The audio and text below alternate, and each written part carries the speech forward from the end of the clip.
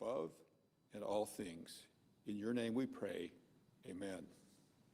Please join me in reciting the Pledge of Allegiance to the flag. I pledge allegiance to the flag of the United States of America, to the republic for which it stands, one nation, under God, indivisible, with liberty and justice for all.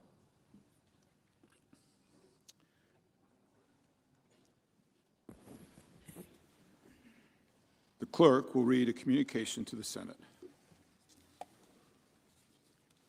Washington, D.C., July 28, 2026. To the Senate, under the provisions of Rule 1, Paragraph 3 of the Standing Rules of the Senate, I hereby appoint the Honorable John R. Curtis, a senator from the state of Utah, to perform the duties of the chair. Signed, Chuck Grassley, President pro tempore.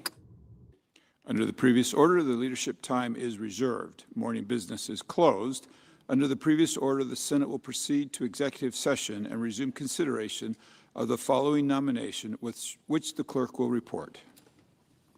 Nomination, Office of the Director of National Intelligence, Walter Clayton of New York, to be director.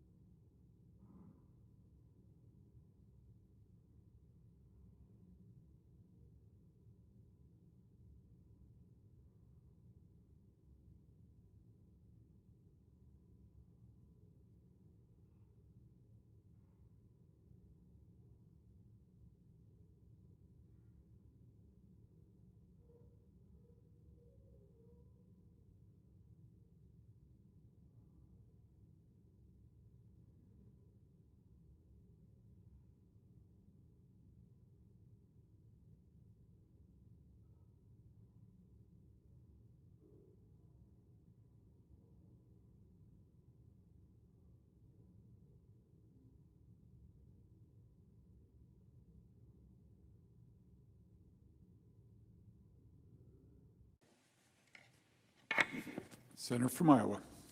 Today is the U.S. Capitol and National Cathedral. At those places, we honored the life of Senator Lindsey Graham. Over the past few weeks, we've mourned Senator Graham's untimely passing. Here on the Senate floor and in committees, I and my colleagues have spent time honoring his life and recalling fond memories. Senator Graham loved this country. His forceful and quick-witted presence continues to be missed. Barbara and I continue praying for Senator Graham's family and newly appointed Senator Darlene Graham. I yield the floor. Suggest the absence of a quorum. The roll. Ms. Alsobrooks.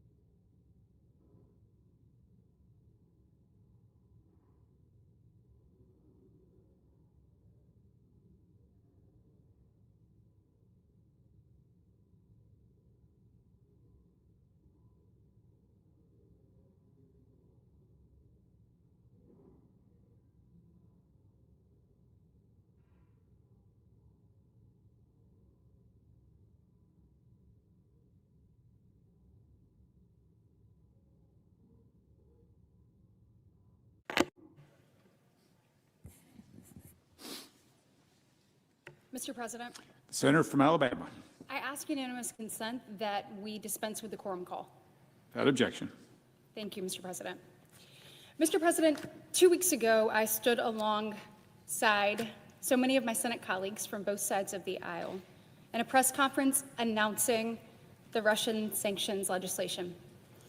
It was just 3 days before that this legislation and this cause lost its champion, Senator Lindsey Graham. Today, many of us attended his service at the National Cathedral. And in typical Lindsey fashion, he somehow orchestrated a vote on Ukraine's future, on peace through strength, on that very same day.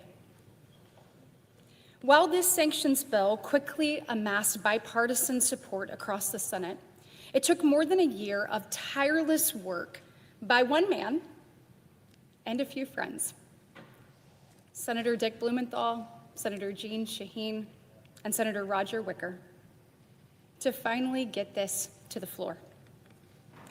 Even though Lindsey is not physically with us today, his presence can certainly be felt in this chamber. During his 33 years of public service, Lindsey achieved a great deal. He used his role on the Senate Appropriations Committee to make sure that South Carolina's hard-earned taxpayer dollars came back home.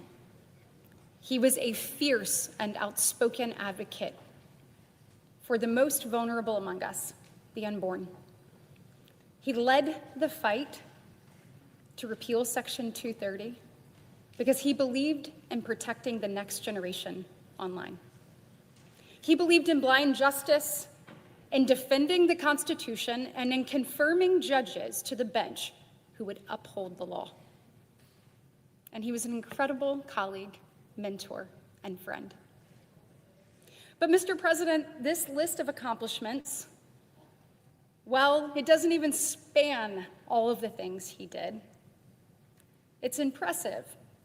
But he said that this legislation that we are voting on today, he told me would be the most consequential piece of legislation that he ever led and got to the president's desk. Now that's saying something. It is an honor to now help champion one of his highest priorities, and not just for Lindsey, but importantly for the doctrine in which he so deeply and passionately believed. And that, Mr. President, is peace through strength. Today, we have an opportunity to advance this legislation at a critical juncture in the war, where Russia is the weakest that it has been since the start of the war more than 4 years ago. This legislation will give the president the tools and the economic firepower that he needs to sanction individuals who fund Russian war and its machine, to stop countries from purchasing Russian oil and gas that is Putin's financial lifeline.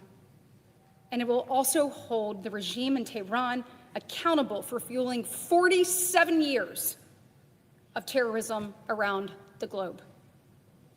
There is no reason this legislation should not advance with overwhelming bipartisan support, Mr. President, and I hope that that's what we see here today. Ukraine and the world need this war of aggression to end. As I reflected today on Lindsey's service and his life, and so many memories that I have with him, one thing came to mind when we were leaving Normandy after being there for the 80th anniversary of D-Day. He said to me, "I want you to remember how important the decisions we as political leaders make. Because if we fail to do our job, young men and women are sent into harm's way." He said, "There's no doubt the greatest generation earned that title." And he said the decision that was in front of us right now, as he reflected on all of this, was that people miscalculated Hitler. He said many were doing the exact same thing to Putin. And he believed that that miscalculation would ultimately be an enormous mistake. So, Mr. President, let's honor Lindsay's memory the best way we know how, by responding to Putin's war of aggression with a show of strength, and vote today to hold the Kremlin accountable. It is time now to get the Lindsey O. Graham Sanctioning Russia and Iran Act of 2026 to the President's desk. I hope my colleagues will join me in doing just that this evening. I yield the floor.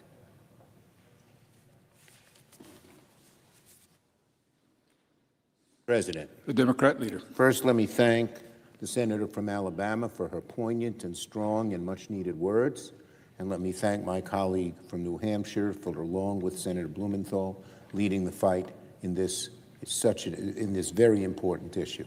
Now, I just got back from beautiful service honoring Lindsey Graham. The service honoring Lindsey Graham today was a tribute, not only to our friend Lindsey, but to his belief that America can act as a positive force on the global stage, especially in Ukraine. Lindsey understood, I didn't agree with Lindsey on many things, but Lindsey understood something Trump has yet to learn. It takes resolve to earn respect.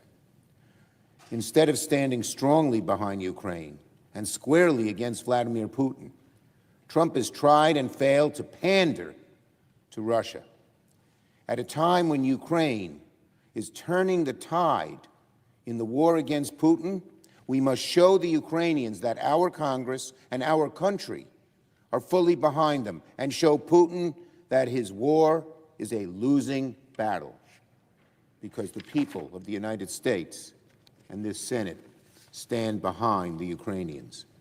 With this bill, we're going to show the Russians we mean business. We're going to impose steep mandatory sanctions to clamp down on the Russian war machine, drain the Kremlin's war chest, and truly cripple the Russian war effort.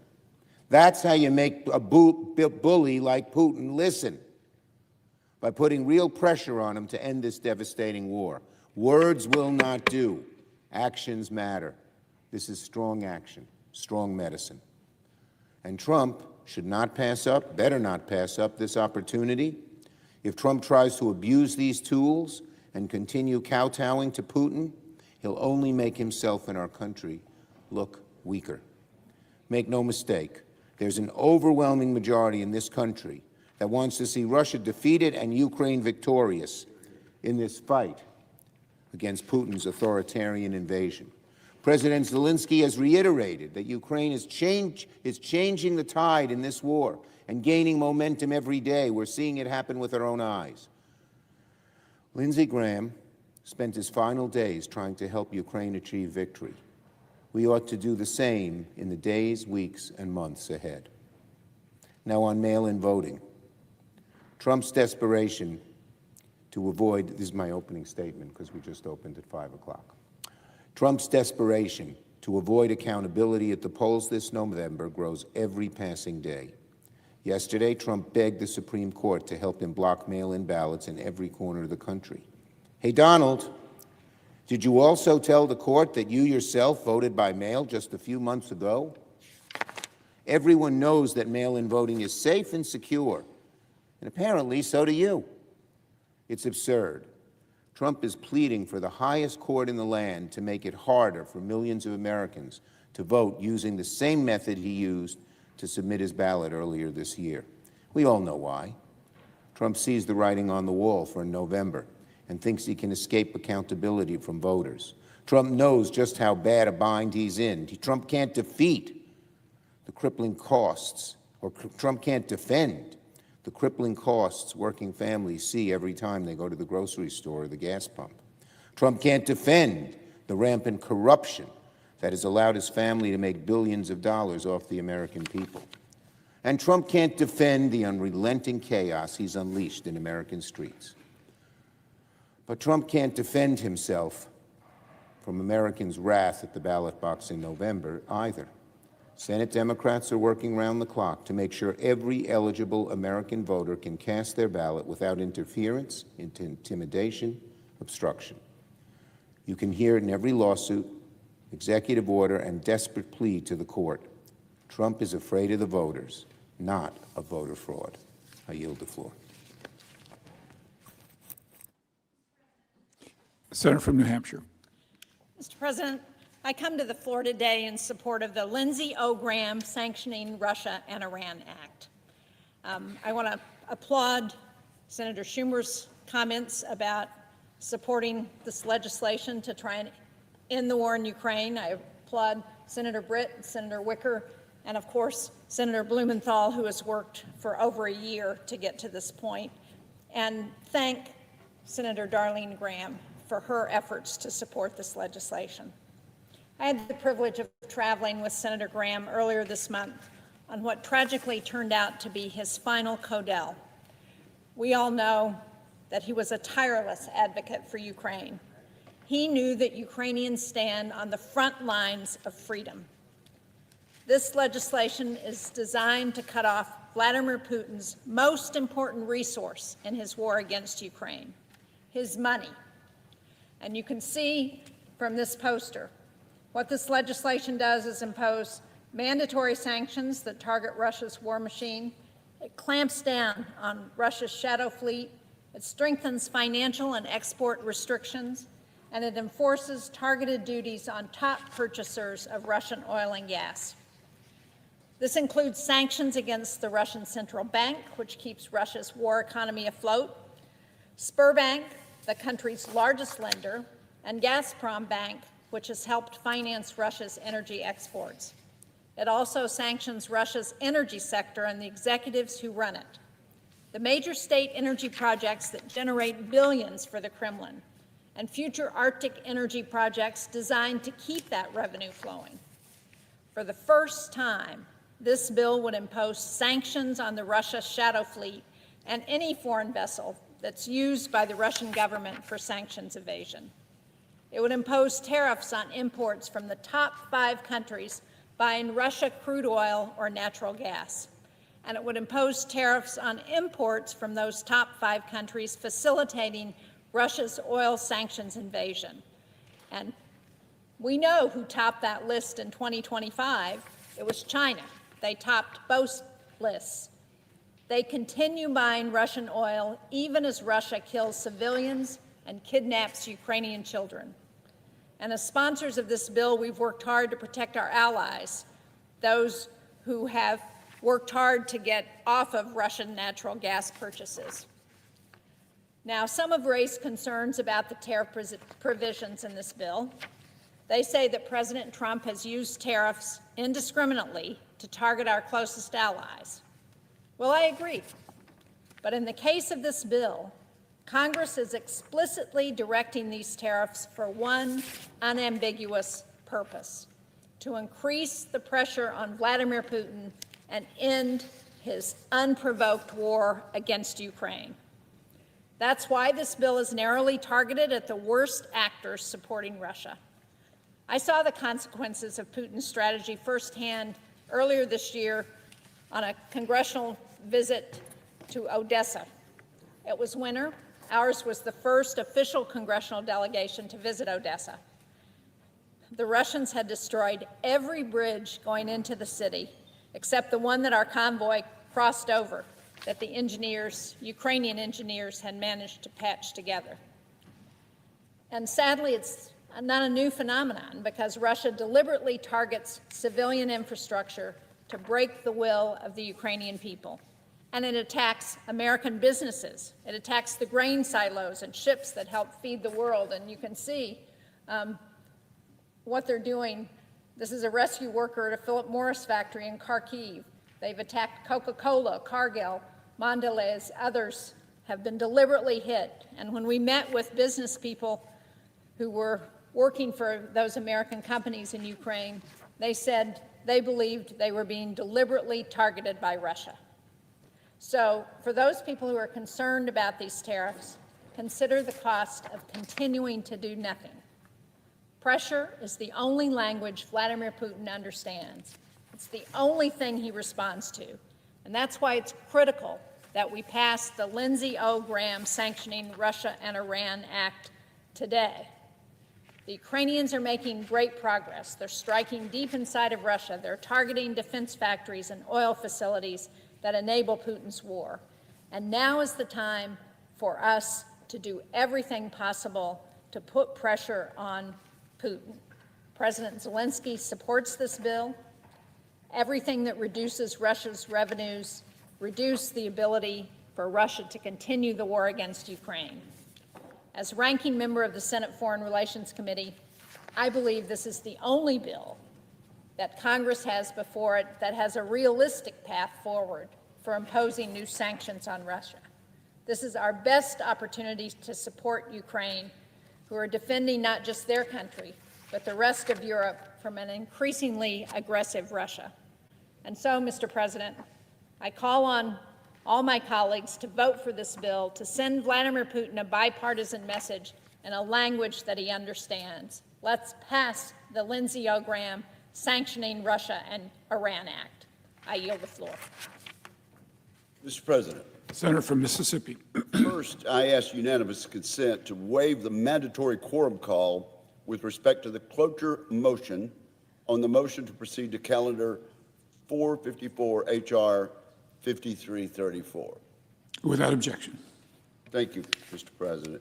And now let me join with my colleagues from New Hampshire and Alabama in urging a strong yes vote on the motion to proceed to Lindsey Graham's sanctions bill.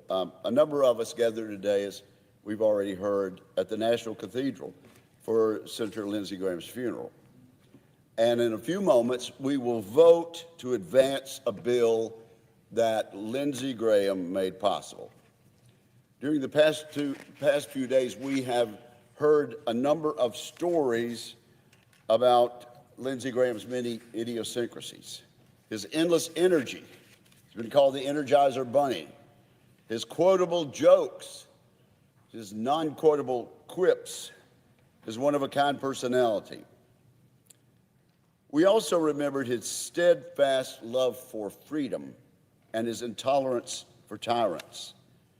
The bill that we will vote on in a few moments reflects those aspects of his personality. I have suggested that it is his greatest political achievement. It took a senator like Lindsey Graham to bring this bill so far. In this environment, with these stakes, he brought together so many parties. It seems he did this almost through the sheer force of his will.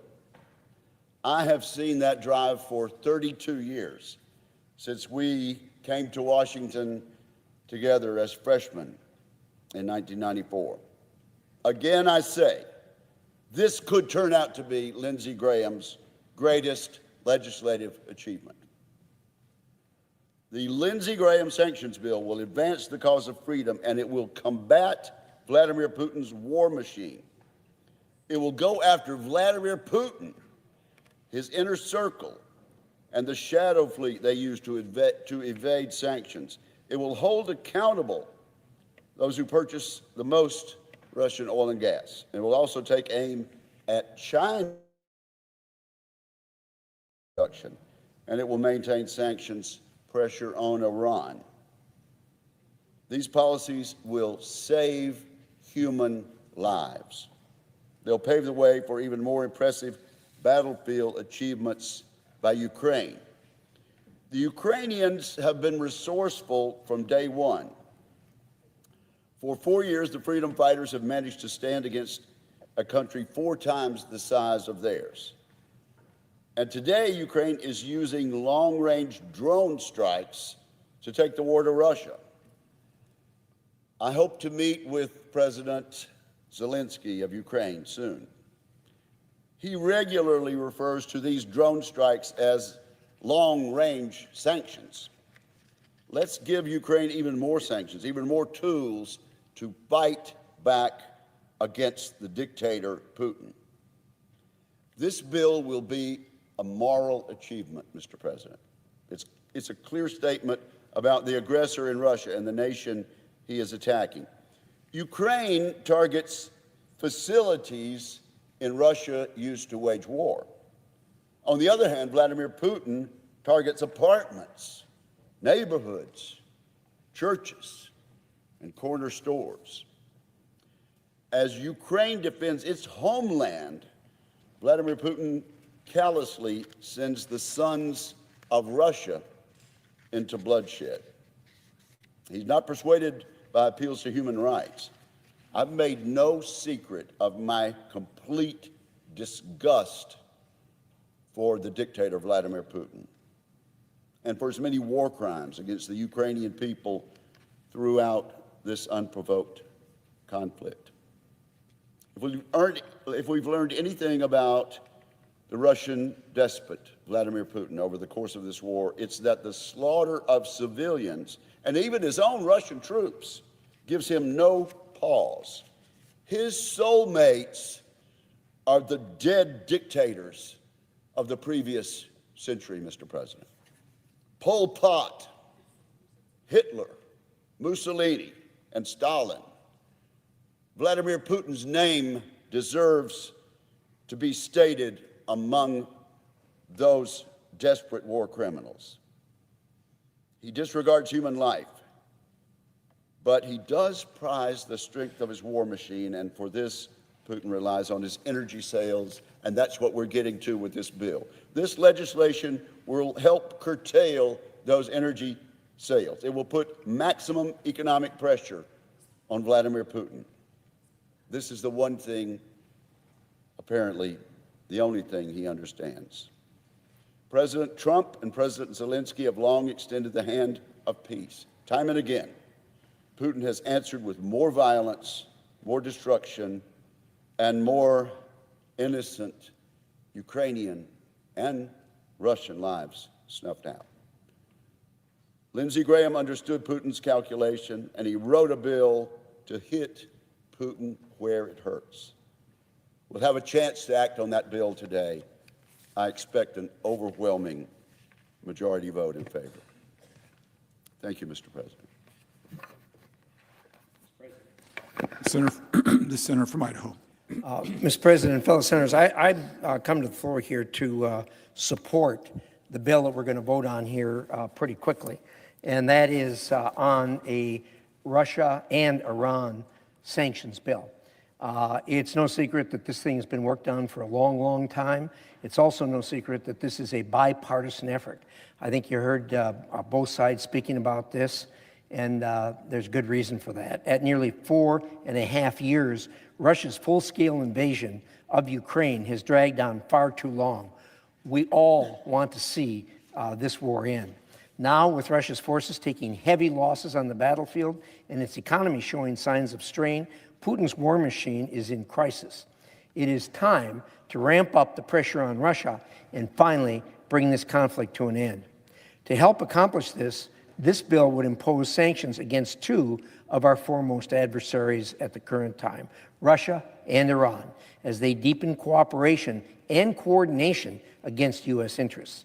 Along with many provisions in this final bill, I worked to secure language that will target Russia's illicit shadow fleet of ships that is used to prop up its energy sector and fund its war against Ukraine. This has been a very, very significant ongoing problem. If you can stop them from shipping the oil, you stop the money flow. This bill gives the president the tools and the leverage he needs to finally bring a lasting peace to Ukraine and work towards ending the fight in the Middle East. For many reasons, peace and stability in Europe are in America's interests.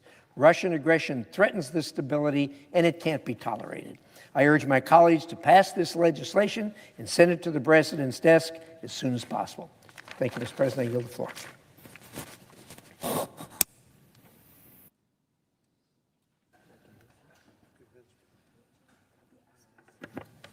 Mr. President.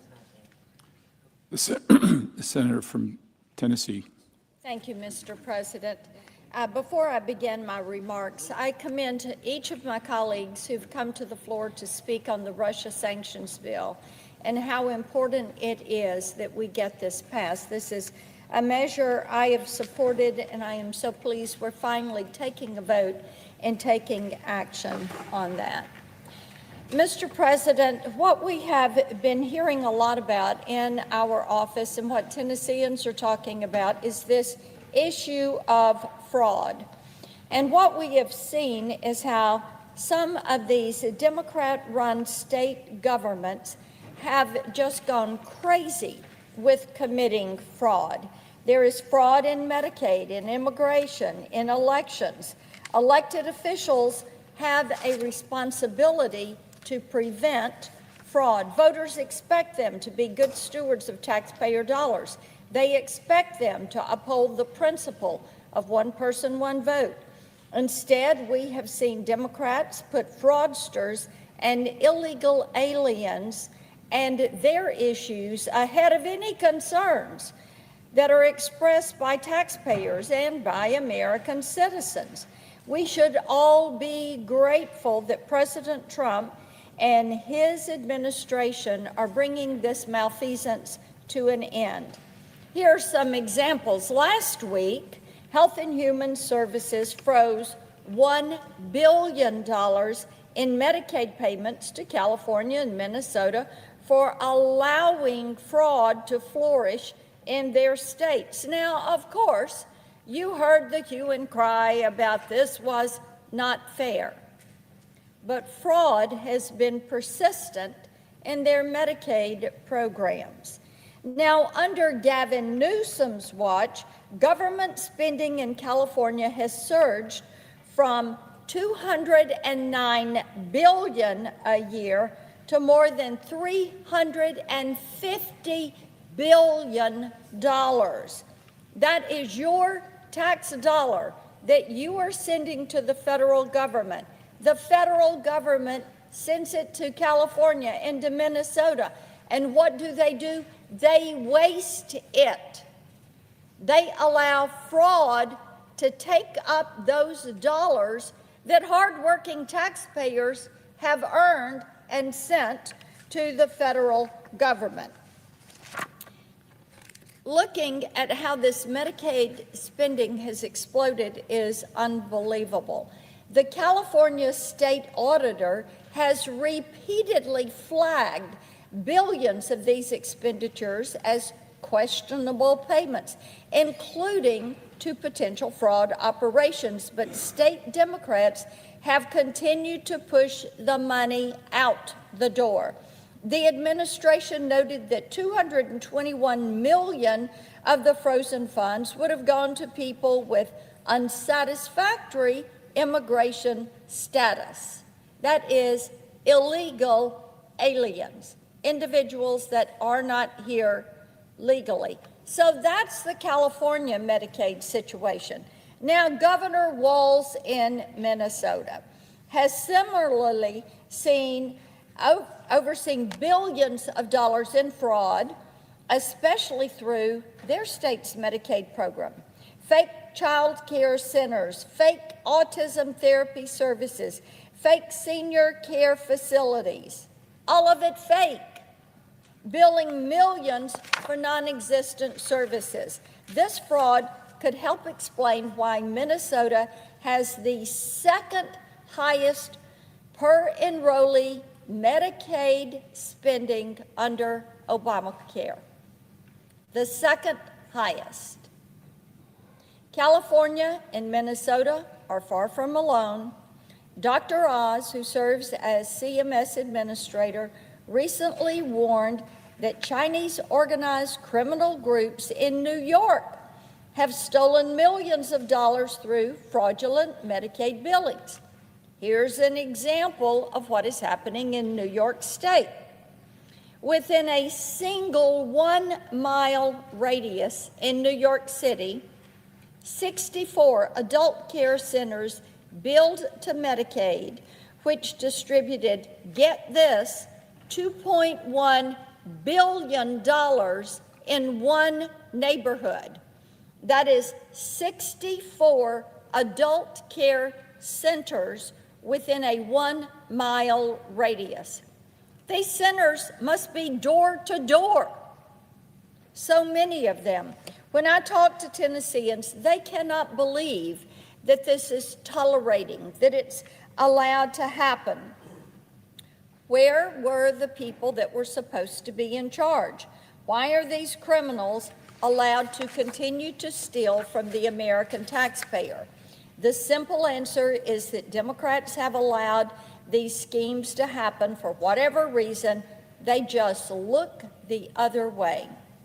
It's indefensible, so our colleagues on the other side of the aisle have tried to duck accountability. During a recent Senate Homeland Security Committee hearing on Medicaid fraud, just one of the committee's 7 Democrat members showed up. Just one. They don't want to know about it.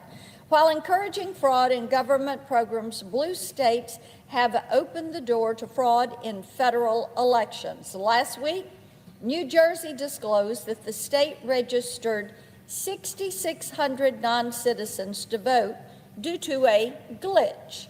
Among them, at least 400 cast ballots in federal elections.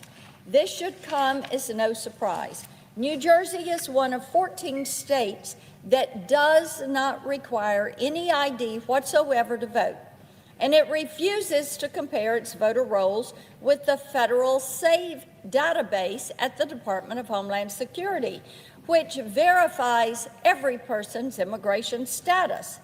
States that do use the SAVE database, including Texas and Ohio, have discovered thousands of non-citizens on their rolls.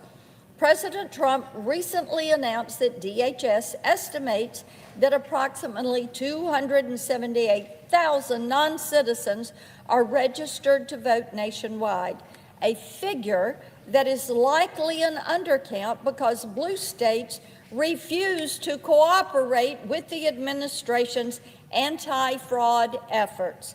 While Democrats are encouraging fraud, Republicans are working to root it out.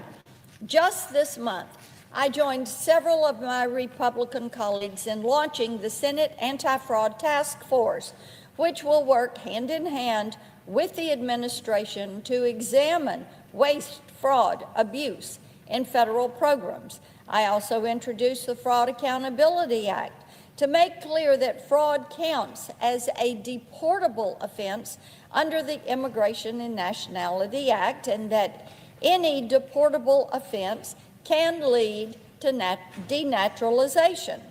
Republicans are also continuing to fight to get past the Save America Act, which would require individuals to present an ID to cast a ballot and proof of U.S. citizenship to register to vote. It would also require states to remove non-citizens from their voter rolls. This legislation is good old common sense. If we need to break it apart and pass it piece by piece, then that is what we should do. The goal is to get it across the finish line. My Election Security Partnership Act, which I led alongside the late Senator Lindsey Graham, would incentivize states to submit their voter registration list to DHS to identify ineligible voters, including non-citizens. Mr. President, the era of rampant fraud is over. It is coming to an end. Republicans are delivering accountability.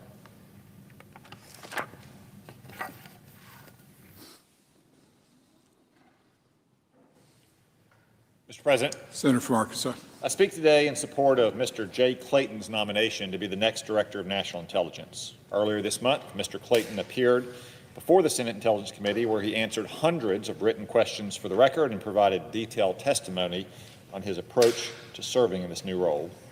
As part of these discussions, Mr. Clayton assured the committee that he would assist our efforts to return the Office of the Director of National Intelligence to its original size, scope, and mission. He also pledged to work with the committee to secure the essential funding the intelligence community needs. Based on the shortcomings that my committee staff has identified, I project that any supplemental appropriations bill or reconciliation bill must include around $40 billion for our intelligence agencies. I look forward to working with Mr. Clayton to meet this vital need. Given his past professional experience, Mr. Clayton is well qualified to serve as the Director of National Intelligence. As the United States Attorney for the Southern District of New York, Mr. Clayton went after some of the worst national security threats. He's overseen numerous high-profile cases, including the indictment of Venezuelan dictator Nicolas Maduro and the prosecution of an Iran-backed terrorist connected to multiple attempted terror attacks in the United States. Time and again, Mr. Clayton has worked hand in glove with our intelligence agencies and counterterrorism personnel to put these savages behind bars and keep America safe. Based on Mr. Clayton's testimony and the many conversations I've had with him over the last few months, I can say with confidence that his reputation for leading with integrity precedes him. I'm pleased to support his nomination, and I urge my colleagues to vote in favor of his confirmation. Mr. President, I yield the floor.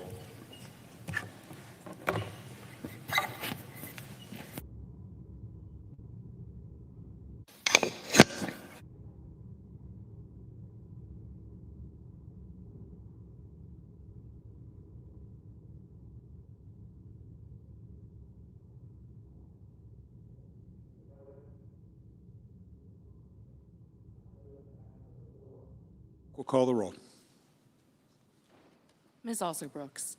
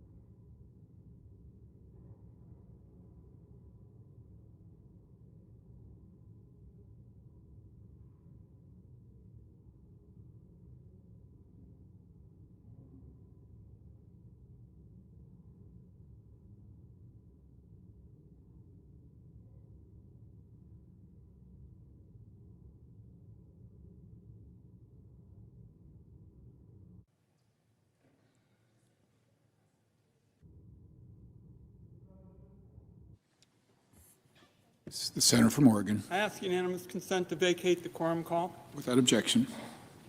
Mr. President, I speak today in opposition to the nomination of Jay Clayton to be Director of National Intelligence. He has repeated baseless conspiracy theories about American elections, refused to acknowledge who won the 2020 election, and participated in an abusive investigation of American journalists while providing false testimony to Congress about that investigation. It has been clear for months that under this administration, the main qualification to be DNI is the willingness to use the position to spread conspiracy theories about elections and to help Donald Trump make it harder for Americans to vote. Even before his nomination, Mr. Clayton decided he'd show how eager he is to serve as Trump's election conspiracy wingman.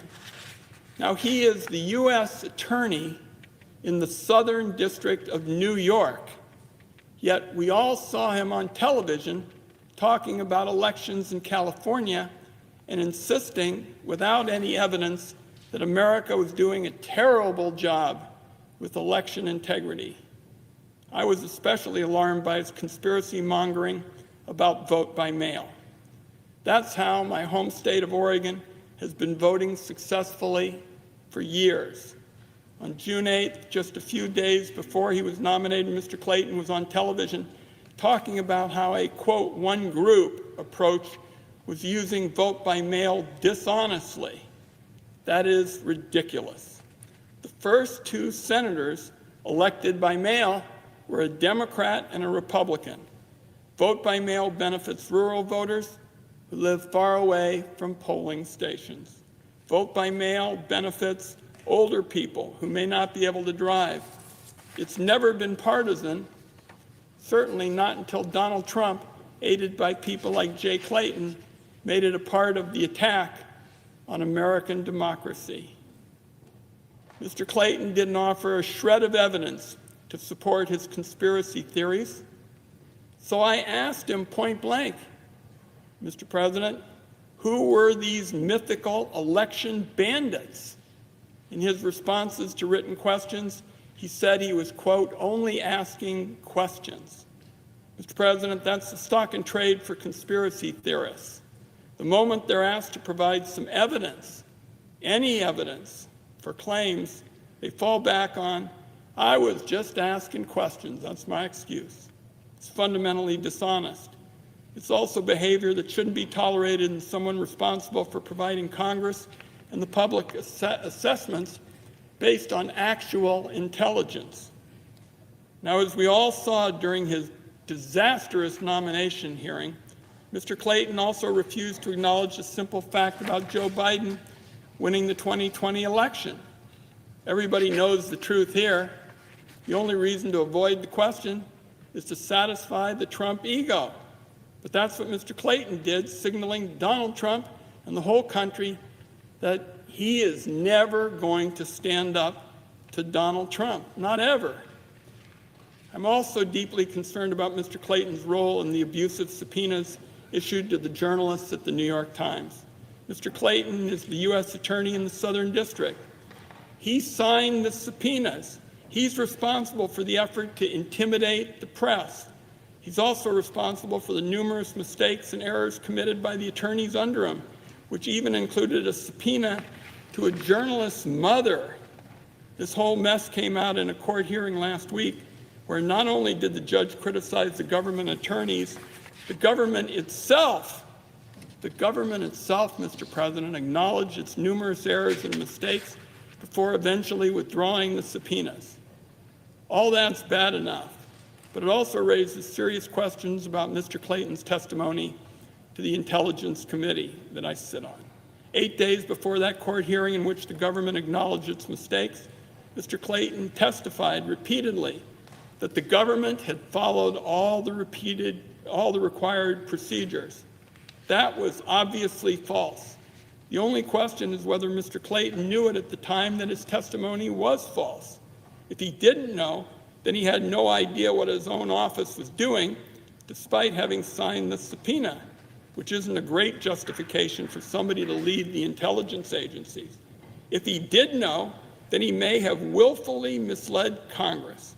This is a vitally important question that the Senate should continue to look at rather than rushing to confirm Mr. Clayton. Now, there are other examples of how Mr. Clayton is willing to say anything in defense of Donald Trump. In May, he went on television and defended the decision to immunize Donald Trump and his family from a tax audit. He said, and I quote, "It was a pretty good deal for the government." Well, it was certainly a good deal for Donald Trump and the family, but it wasn't so great for everyday Americans who don't control the IRS. And it wasn't a good deal for the government either. In fact, a judge recently found that the so-called settlement was improper, had no viable basis in law or fact, and was an abdication of the government's responsibility to zealously defend the interests of the United States. Yet Mr. Clayton was happy to go on television and defend the corruption. Finally, as U.S. Attorney, Mr. Clayton has been the lead of the administration's investigation into Jeffrey Epstein. He was responsible for the inexcusable release of information on Epstein's victims. As for his other actions related to the investigation in the Epstein files, he has refused to say. Mr. President, someday there will be transparency about how this administration handled the Epstein case, and Mr. Clayton's his full role is going to come out. Jay Clayton has no business being confirmed for this role. He has repeatedly demonstrated his eagerness to support Donald Trump's conspiracy theories and corruption. He participated in the abuse of the justice system to try to intimidate the press. And he has provided false testimony to Congress during his own confirmation hearing. Tonight, I urge senators to oppose this nomination, and I yield back.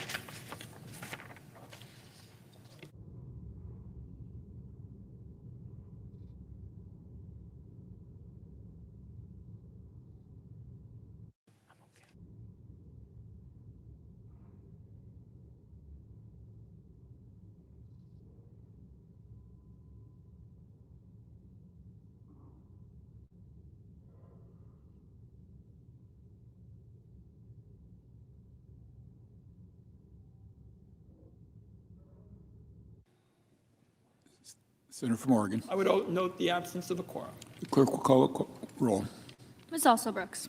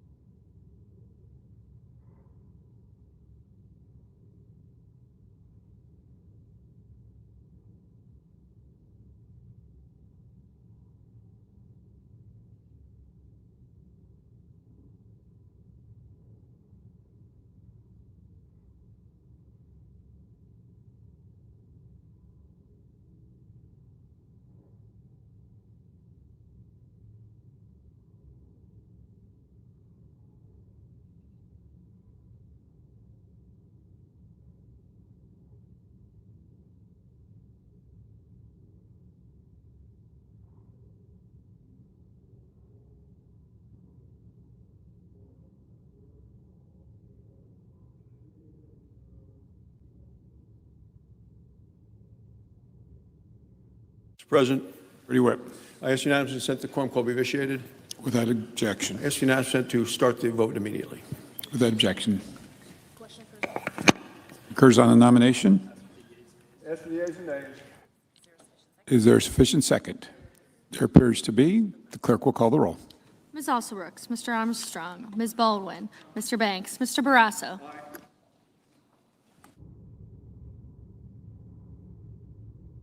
We'll see how long.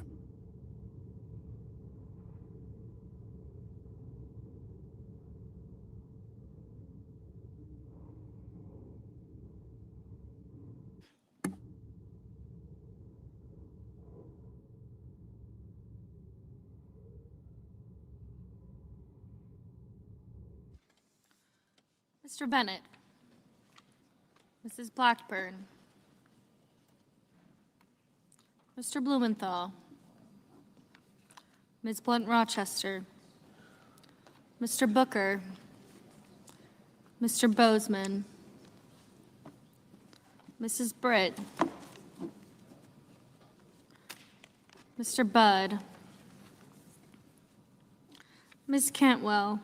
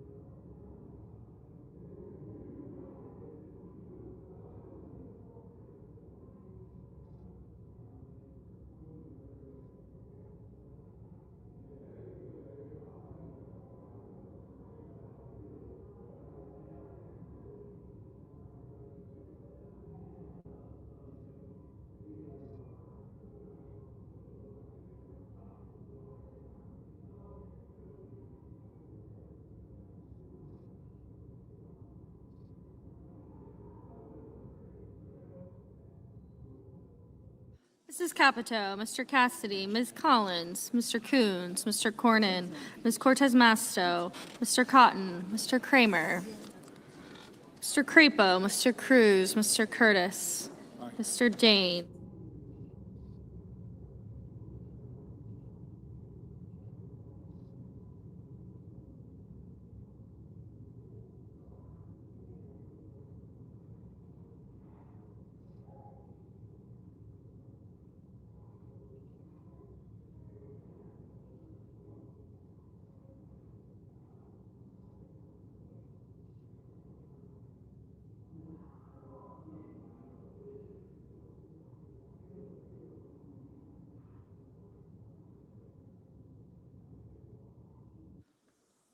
Ms. Duckworth, Mr. Durbin, Ms. Ernst, Mr. Fetterman, Mrs. Fisher, Mr. Gallego, Mrs. Gillibrand, Ms. Graham, Mr. Grassley, Mr. Haggerty, Ms. Hassan, Mr. Hawley, Mr. Heinrich, Mr. Hickenlooper, Ms. Hirono, Mr. Hoven, Mr. Husted, Mrs. Hyde-Smith, Mr. Johnson, Mr. Justice, Mr. Kane, Mr. Kelly, Mr. Kennedy, Mr. Kim, Mr. King, Ms. Klobuchar, Mr. Langford, Mr. Lee, Mr. Lujan, Ms. Lummis, Mr. Markey, Mr. Marshall, Mr. McConnell, Mr. McCormick, Mr. Merkley, Mrs. Moody, Mr. Moran, Mr. Marino.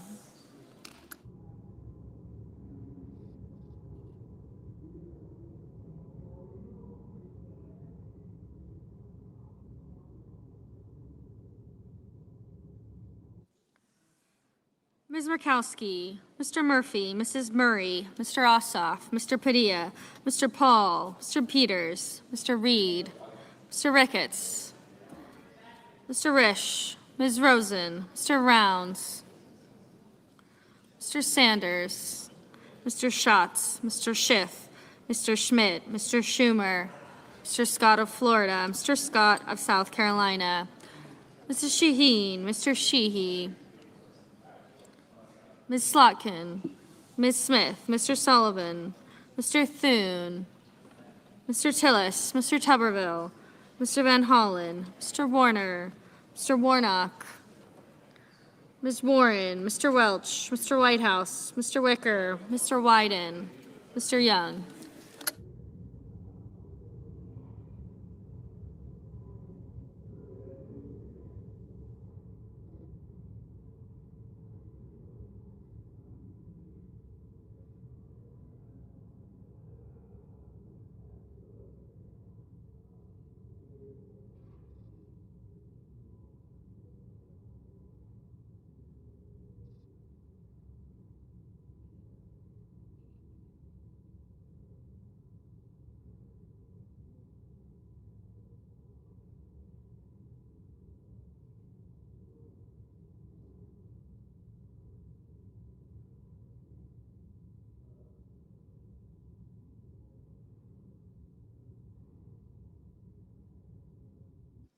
Senators voting in the affirmative: Armstrong, Barrasso, Bozeman, Capito, Cassidy, Cornyn, Cotton, Crapo, Curtis, Daines, Ernst, Fisher, Grassley, Husted, Hyde-Smith, Justice, Kennedy, Langford, Lummis, McCormick, Moran, Marino, Murkowski, Ricketts, Rounds, Scott of Florida, Scott of South Carolina, Tillis, and Wicker.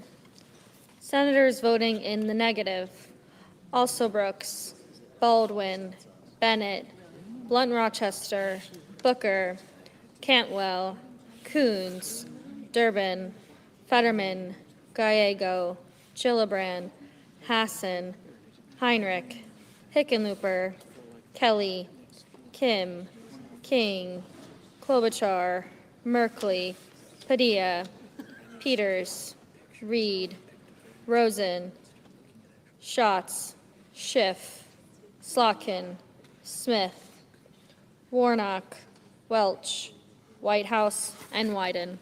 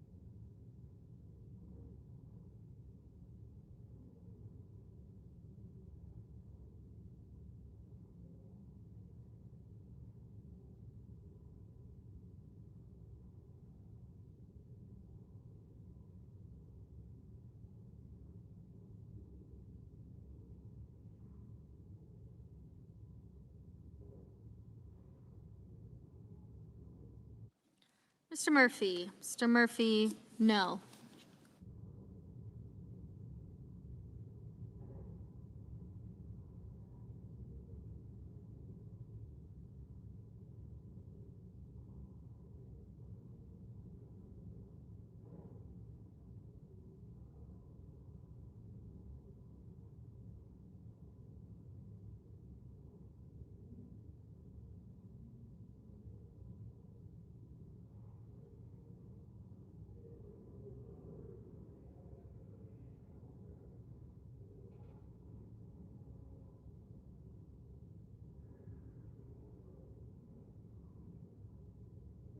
Mr. Young. Mr. Young, aye.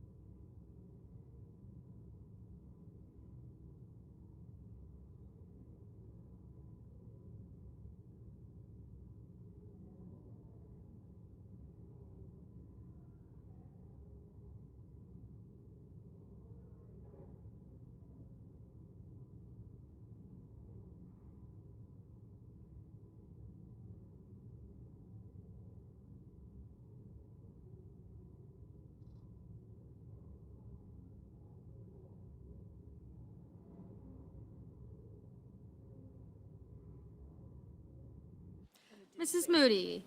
Mrs. Moody, aye. Mr. Sheehy. Mr. Sheehy, aye.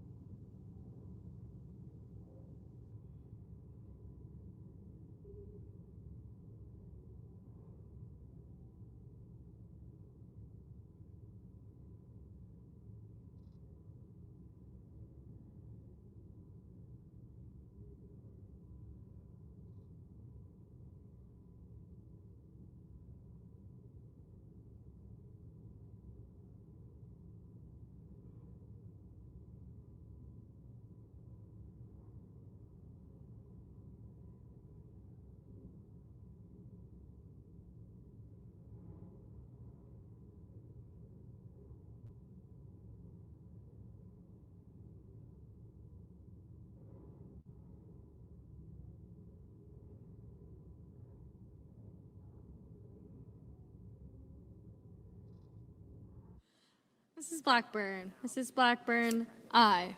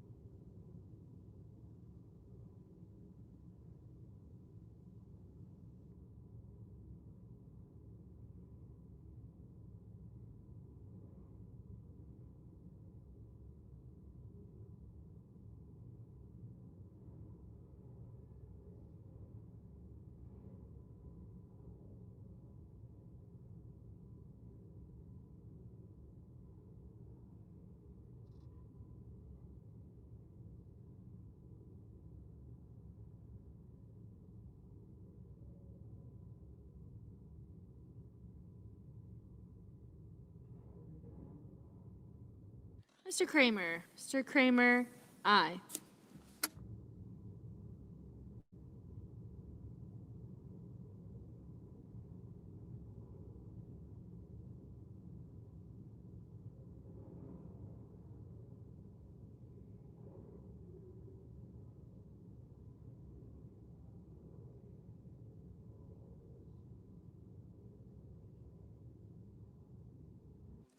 Mr. Sullivan.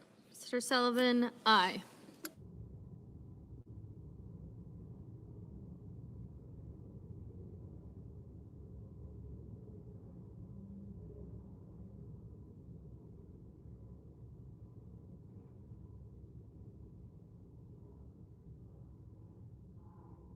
Ms. Collins. Ms. Collins, aye.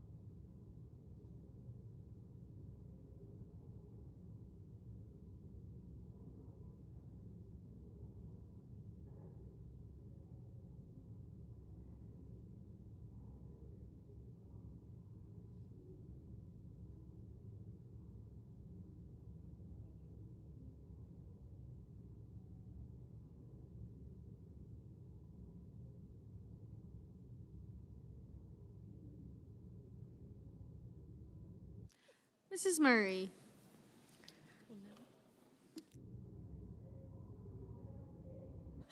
Mrs. Murray, no.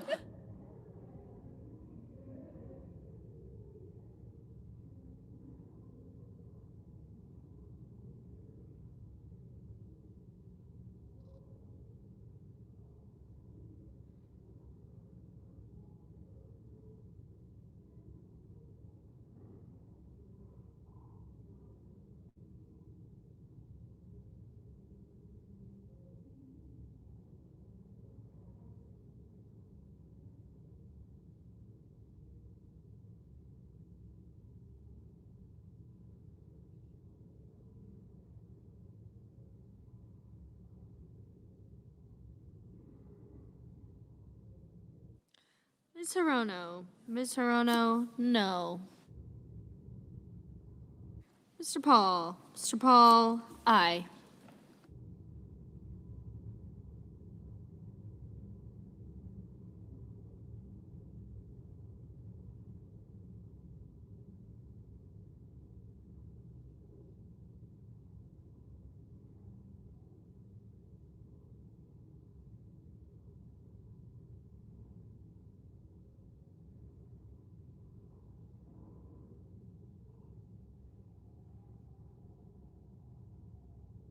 Ms. Duckworth. Ms. Duckworth, no.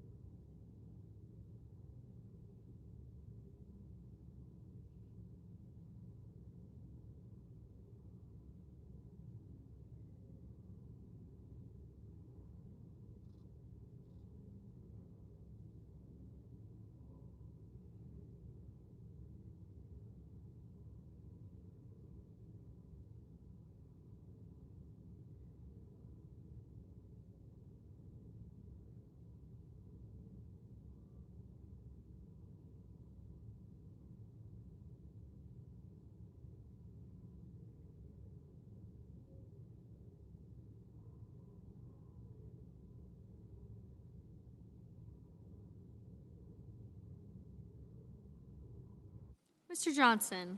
Mr. Johnson, aye.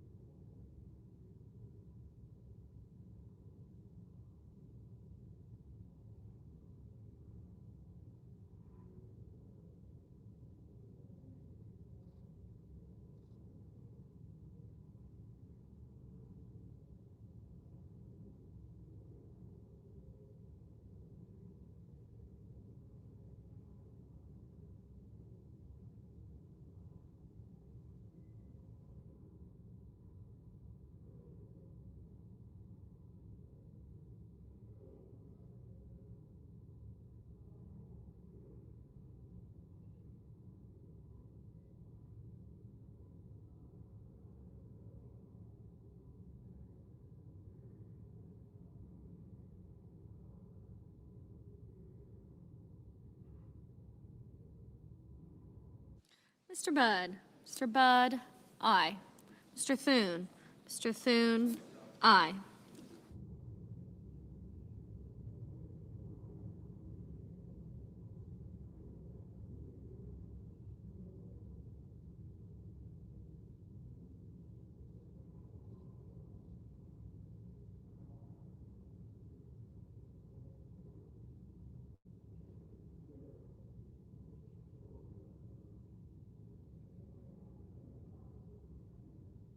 Mr. Markey. Mr. Markey, no.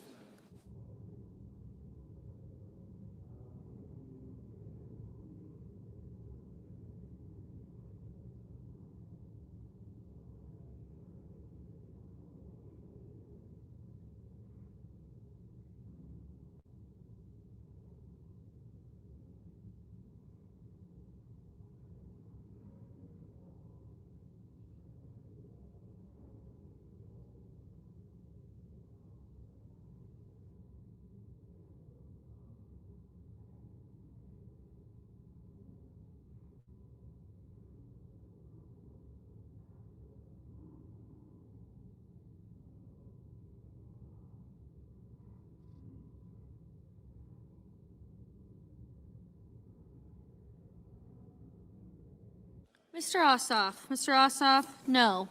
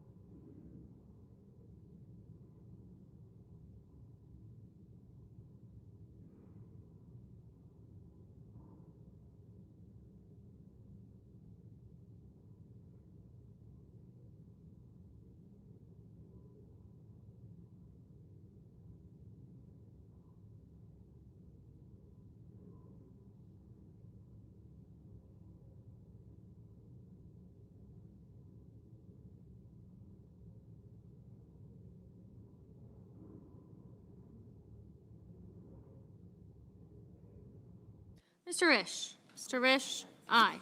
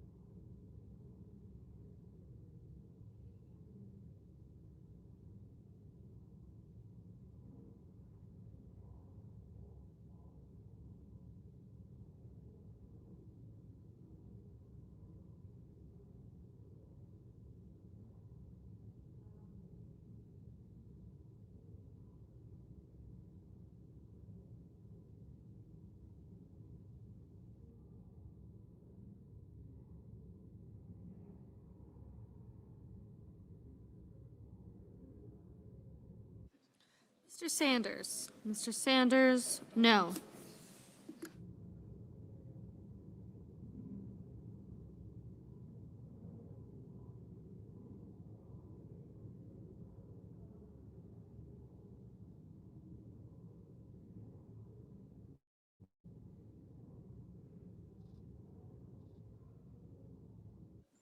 Mr. Lujan. Mr. Lujan, no.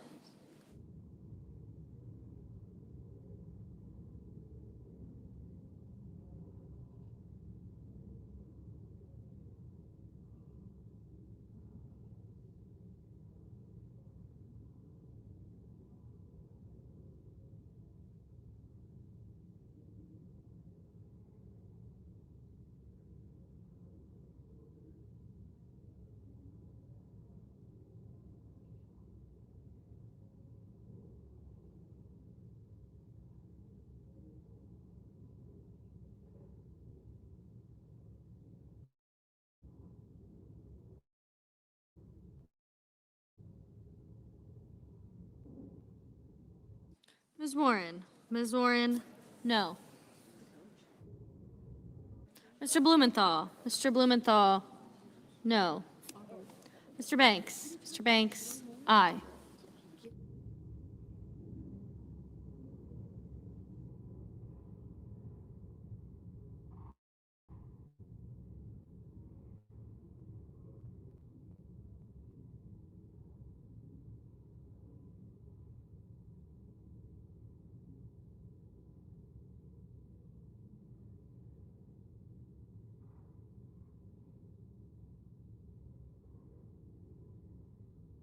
Mr. Hawley. Mr. Hawley, aye.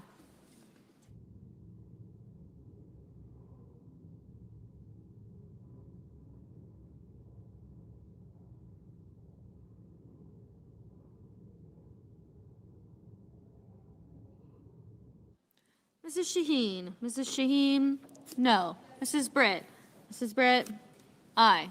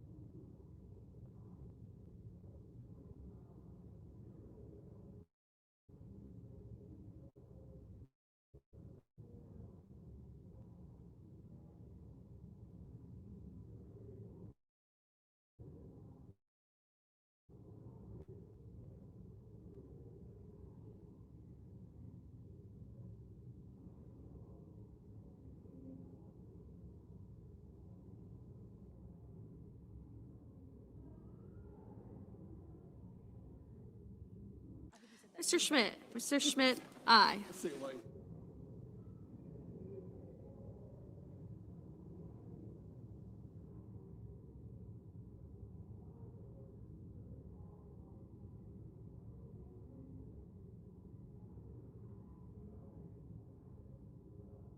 Mr. Van Hollen. Mr. Van Hollen, no.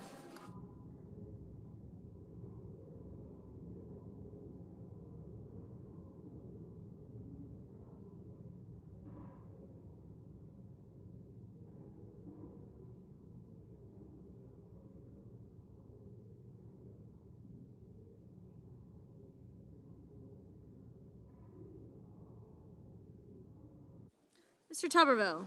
Mr. Tuberville, aye.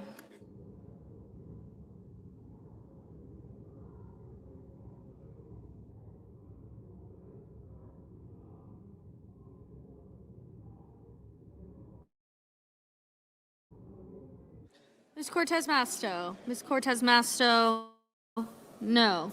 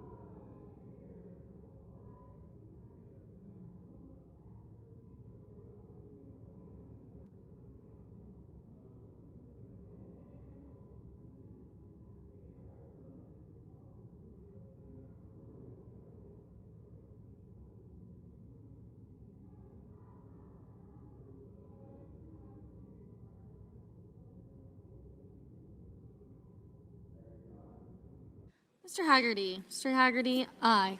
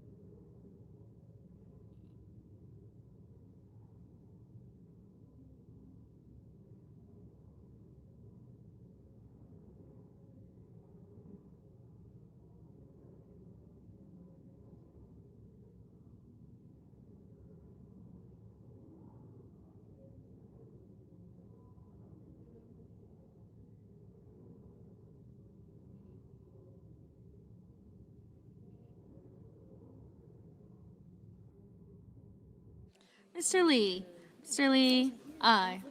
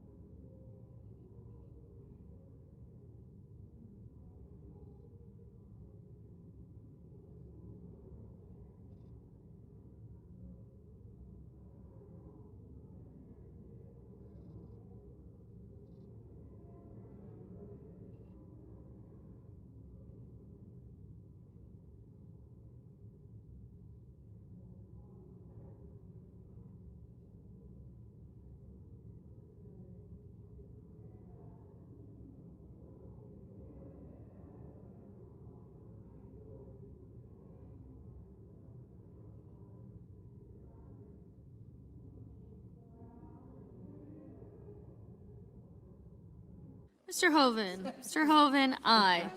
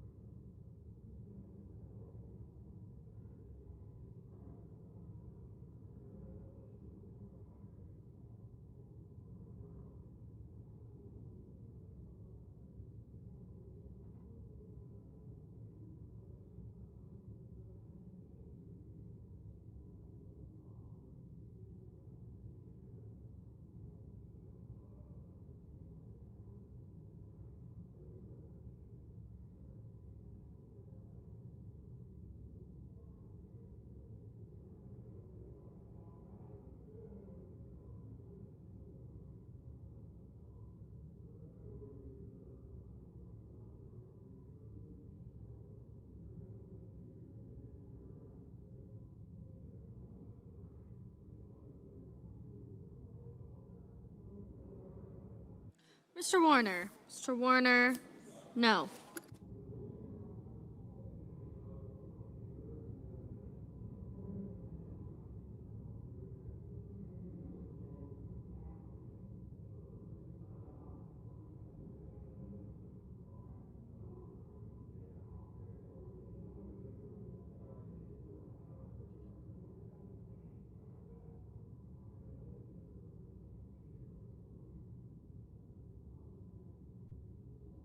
Mr. Cruz. Mr. Cruz, aye.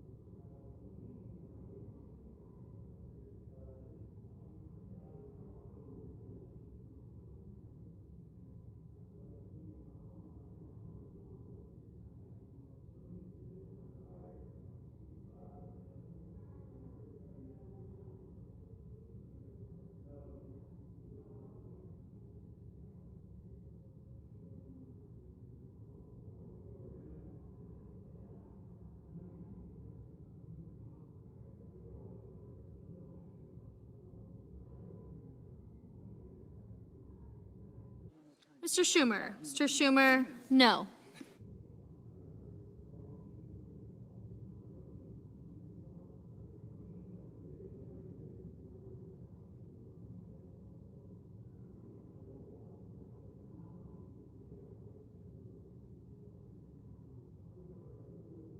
Mr. Kane. Mr. Kane, no.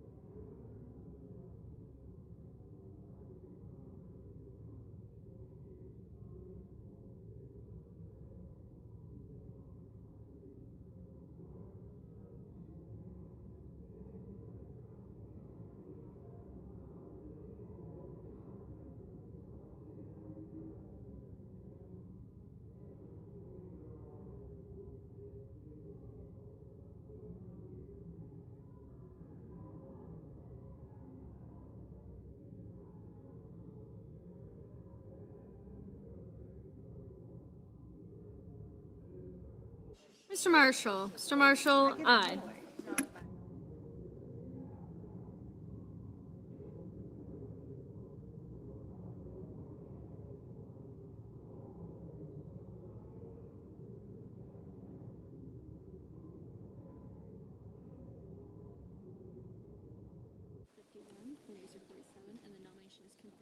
On this vote, the yeas are 51, the nays are 47, and the nomination is confirmed. Under the previous order, the motion to reconsider is considered made and laid upon the table, and the President will be immediately notified of the Senate's action. The clerk will report the motion to invoke cloture. Cloture motion, we, the undersigned senators, in accordance with the provisions of Rule 22 of the Standing Rules of the Senate, do hereby move to bring to a closed debate on the motion to proceed to calendar number 454, H.R. 5334, an act to amend the Internal Revenue Code of 1986 to allow early childhood educators to take the educator expense deduction and for other purposes, signed by 17 senators. Under the previous order, the mandatory quorum call under Rule 22 has been waived. The question is it the sense of the Senate that debate on the motion to proceed to H.R. 5334, an act to amend the Internal Revenue Code of 1986 to allow early childhood educators to take the educator expense deduction and for other purposes shall be brought to a close? The yeas and nays are mandatory under the rule. The clerk will call the roll. Ms. Alsobrooks, Mr. Armstrong, Ms. Baldwin, Mr. Banks, Mr. Barrasso, Mr. Bennett, Mrs. Blackburn.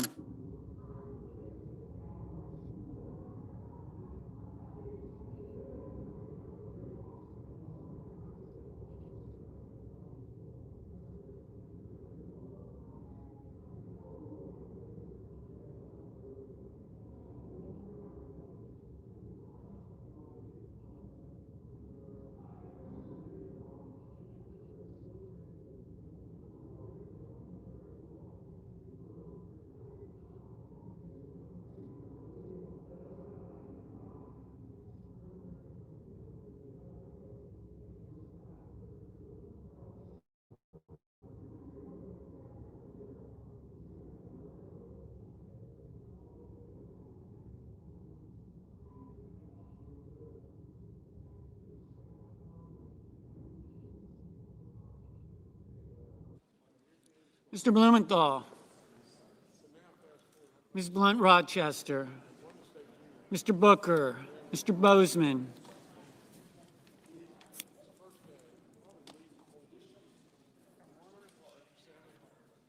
Mrs. Britt, Mr. Budd,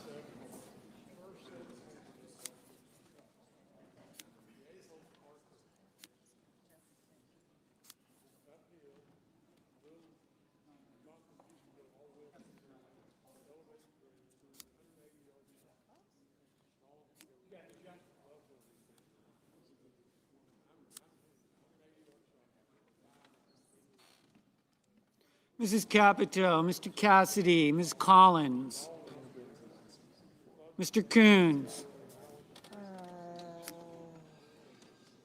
Mr. Cornyn, Ms. Cortez Masto, Mr. Cotton, Mr. Kramer, Mr. Crapo,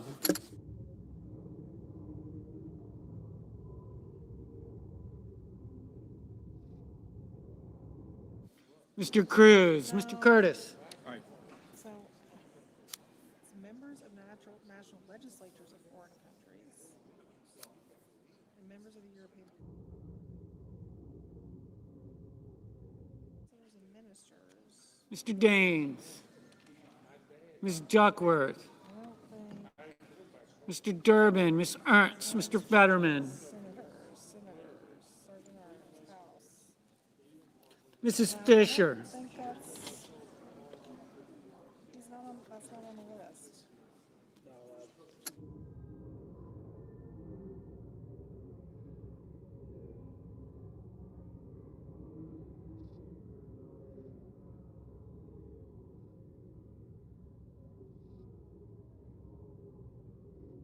Whatever, but we're in a roll call vote, so we can't do anything right now.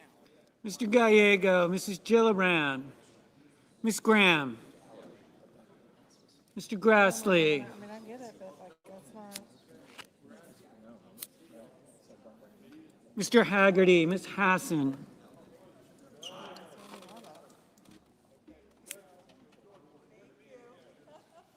Mr. Hawley. Mr. Heinrich. Mr. Hickenlooper, Ms. Hirono.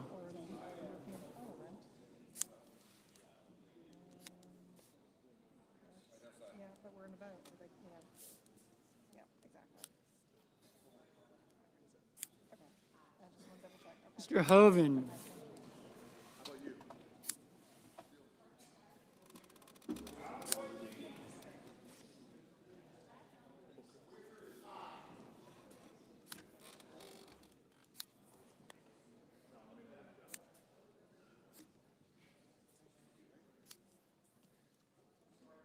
No speech tonight?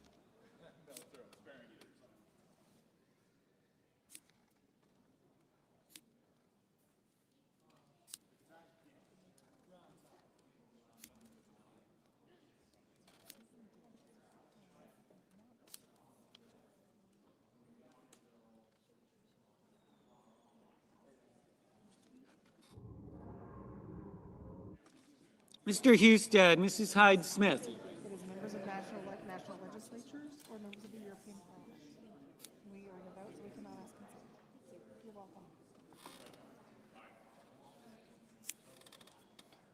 Mr. Johnson, Mr. Justice, Mr. Kane, Mr. Kelly, Mr. Kennedy, Mr. Kim, Mr. King, Ms. Klobuchar, Mr. Langford, Mr. Lee, Mr. Lujan, Ms. Lummis.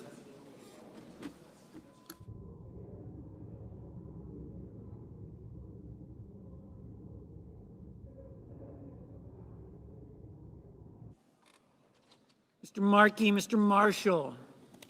Looks like 61.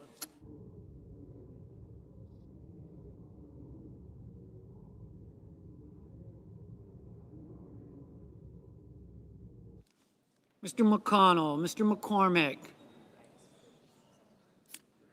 Mr. Merkley, Mrs. Moody, Mr. Moran, Mr. Moreno, Ms. Murkowski, Mr. Murphy, Mrs. Murray,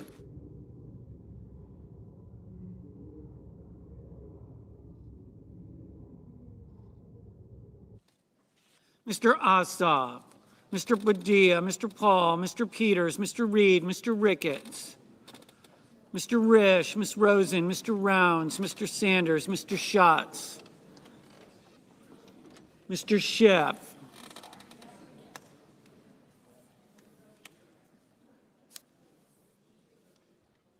Mr. Schmidt, Mr. Schumer, Mr. Scott of Florida, Mr. Scott of South Carolina, Mrs. Shaheen, Mr. Sheehy, Ms. Slotkin, Ms. Smith, Mr. Sullivan, Mr. Thune, Mr. Tillis, Mr. Tuberville, Mr. Van Hollen, Mr. Warner, Mr. Warnock, Ms. Warren, Mr. Welch, Mr. Whitehouse, Mr. Wicker, Mr. Wyden, Mr. Young.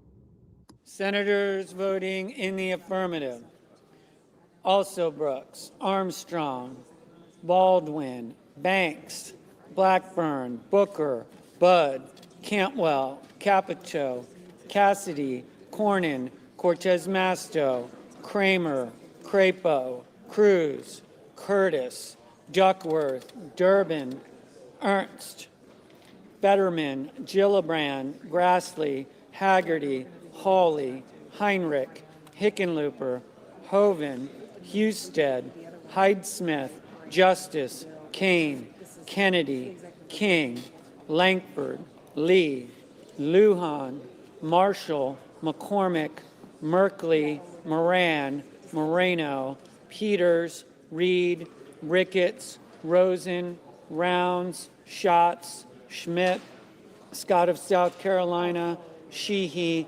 Slotkin, Smith, Thune, Tillis, Tuberville, Van Hollen, Warner, Whitehouse, Wicker, Young.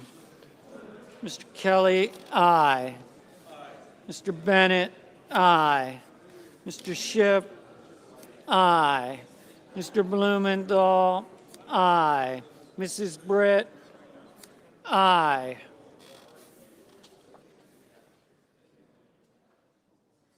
Mr. Sullivan, aye. Mr. Coons, aye.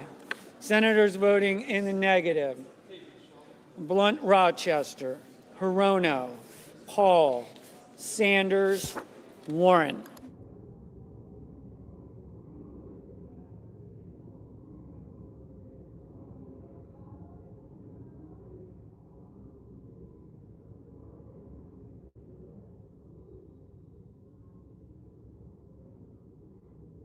Mr. Risch, aye.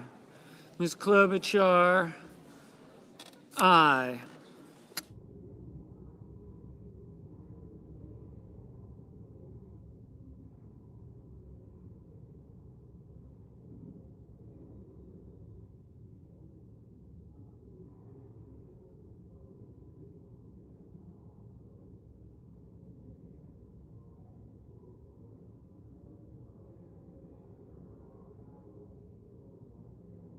Mr. Warnock, aye.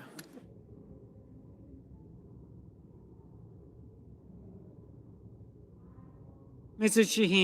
Shaheen, aye.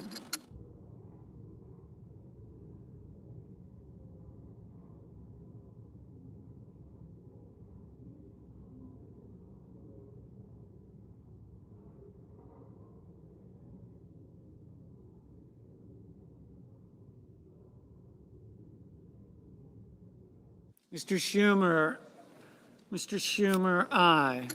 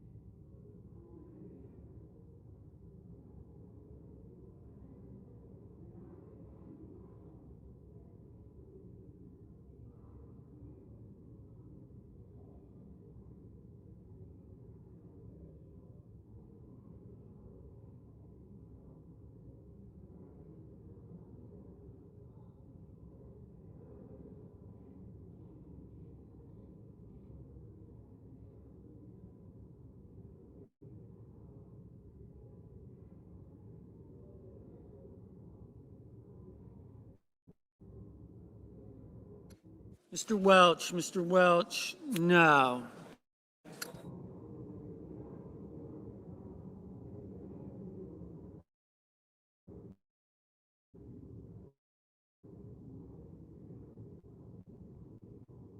Mr. Markey, no.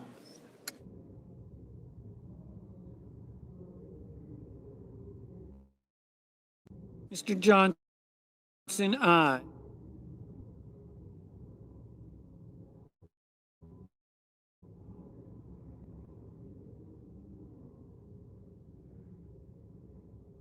Ms. Hassan, no. Mr. Wyden, no.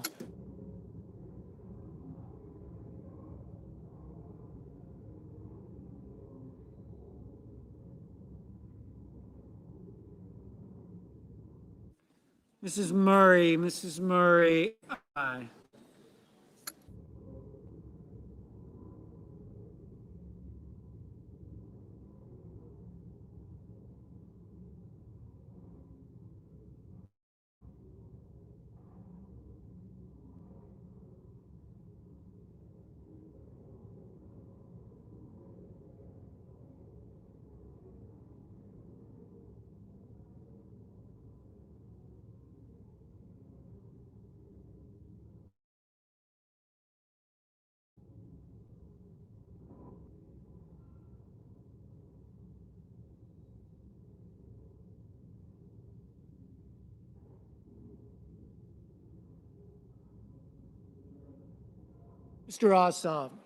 Mr. Ossoff, no.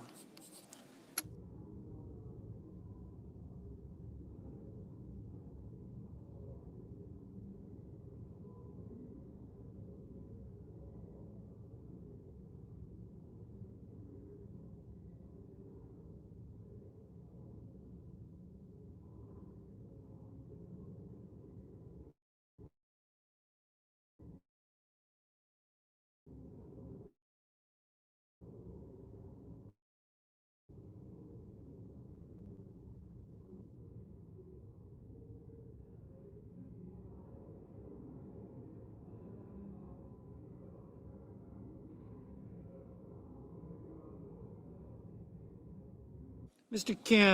Kim, no.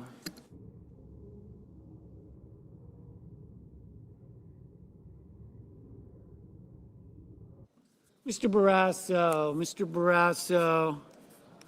aye.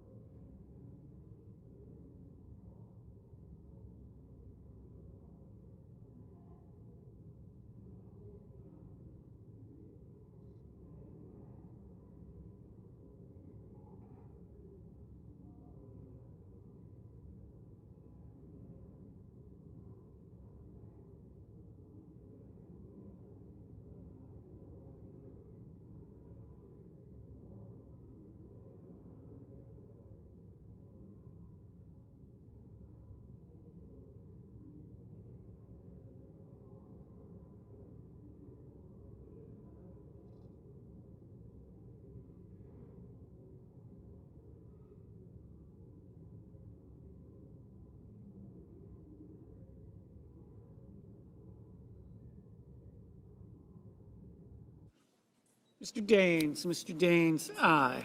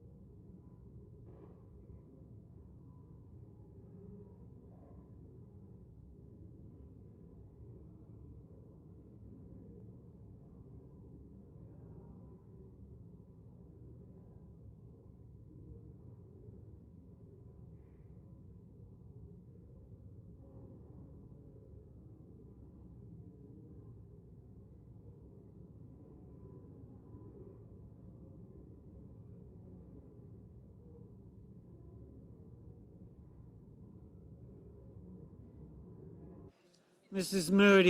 Moody, aye.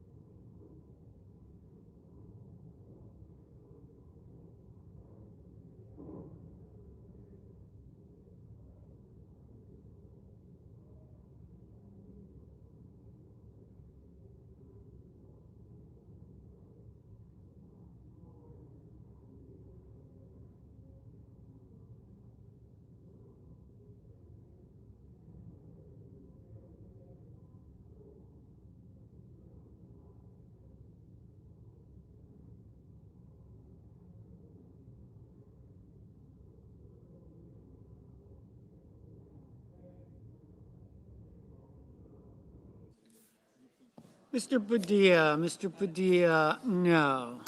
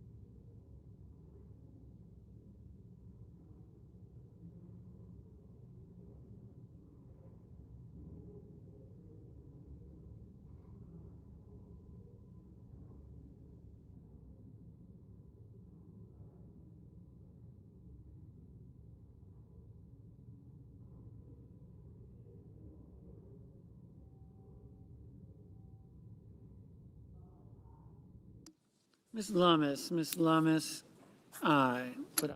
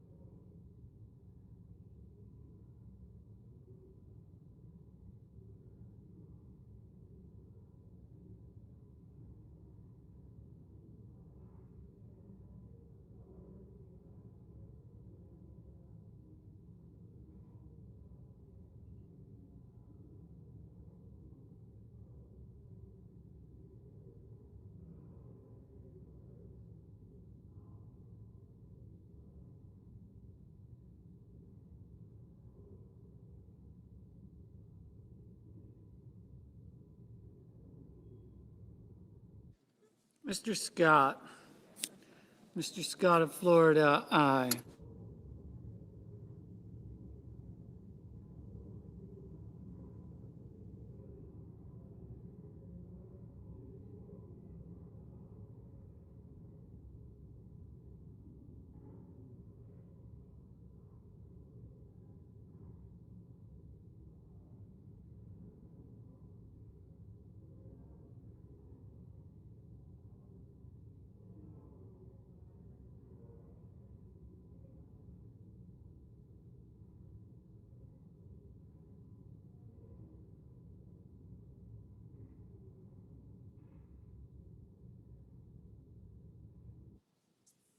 Mr.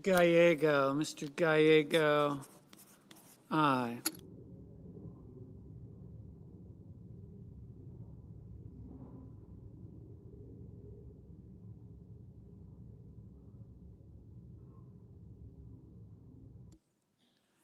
Mr. Murphy, aye.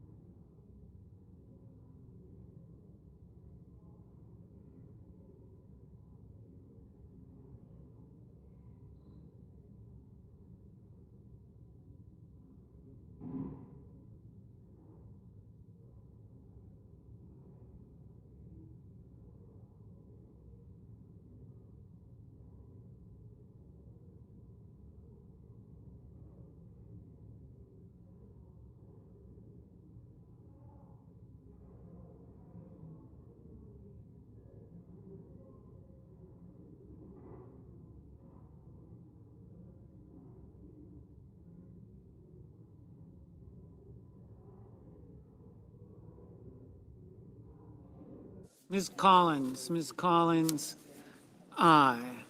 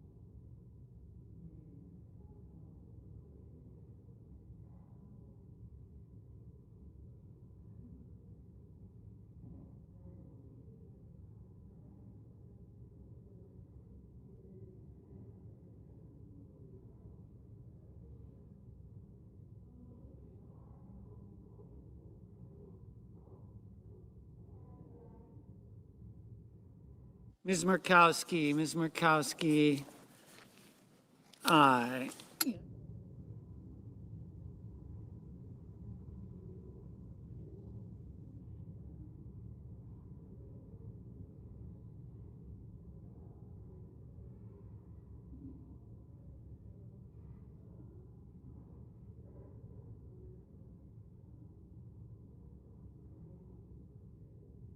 Mr. Cotton,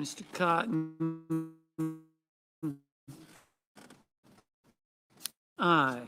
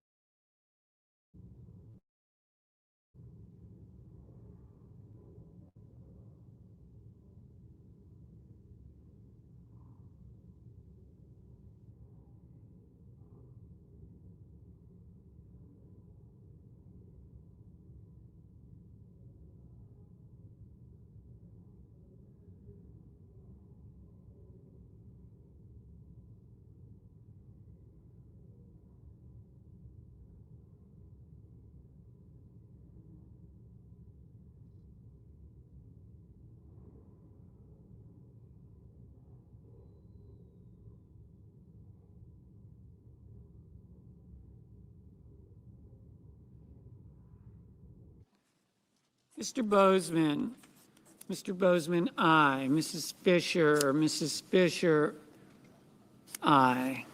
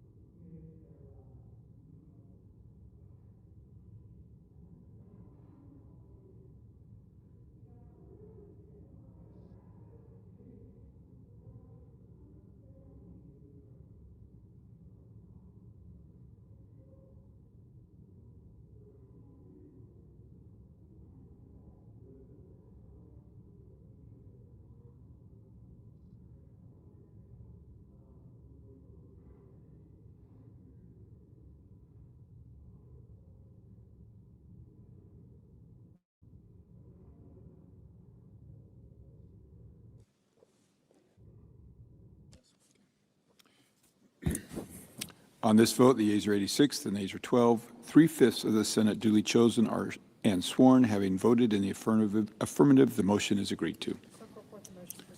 The clerk will report the motion to proceed. Motion to proceed to calendar number 454, HR 5334, an act to amend the Internal Revenue Code of 1986 and so forth and for other purposes. Mr. President, Senator from Arkansas. I ask unanimous consent that when the Senate completes its business today, it stand adjourned until 10:30 a.m. on Wednesday, July 29th.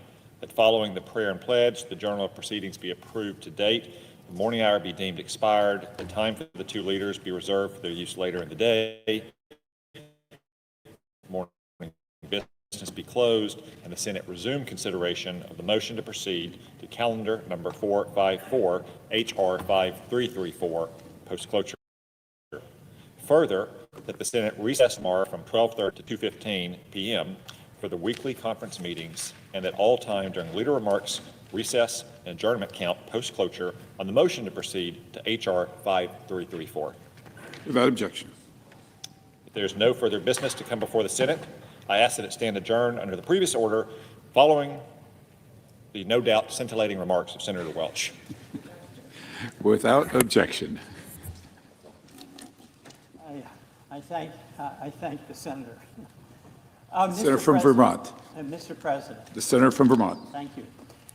We are faced today with two urgent and compelling foreign policy priorities: ending the war in Iran and winning the war in Ukraine.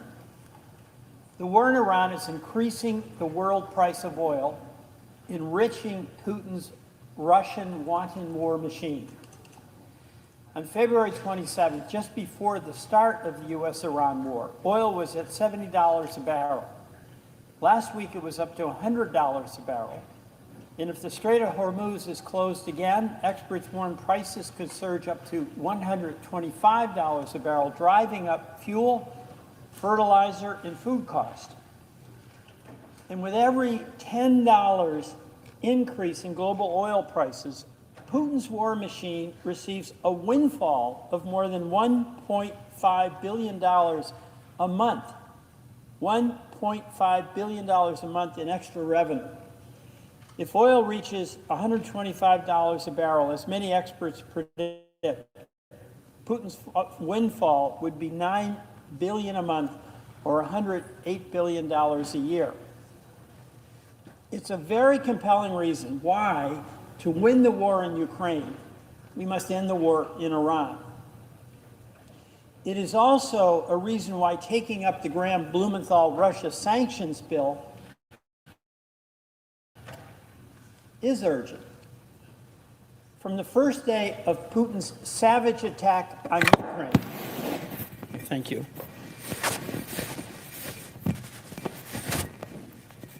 From the first day of Putin's savage attack on Ukraine, no one has been a more stalwart defender of Ukrainian victory than our departed colleague, Senator Lindsey Graham. He and Senator Blumenthal had a compelling insight. You hurt Russia by going after the buyers of Russian oil. And the way to go after the buyers was by imposing a tariff on the major buyers of Russian oil, making it too costly for those buyers to continue purchasing it. It would starve the Russian beast of the revenue, fueling its cruel aggression. The language in that original bill by Senator Blumenthal and by Senator Graham was specific and limited. Buyers of Russian oil would be targeted and tariffed.